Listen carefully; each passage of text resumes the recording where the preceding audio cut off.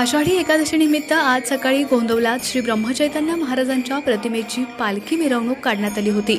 श्री रामनाम व ज्ञानोबा माऊली तुकारामच्या गजरात थोरले श्रीराम मंदिरातून हा पालखी सोहळा निघाला। श्री महाराजांच्या समाधी मंदिरात पालखी सोहळ्याचं स्वागत करण्यात आलं। भजन व आरती झाल्यानंतर ही मिरवणूक ग्रामप्रदक्षिणेसाठी निघाली। गावातील सर्वच मंदिरातून ही मिरवणूक पुन्हा थोरले श्रीराम मंदिरात येऊन विसावली। श्री महाराजांनी स्थापन केलेल्या विठ्ठल रुक्मिणी मंदिरात भजन व आरती होऊन हा सोहळा संपन्न झाला।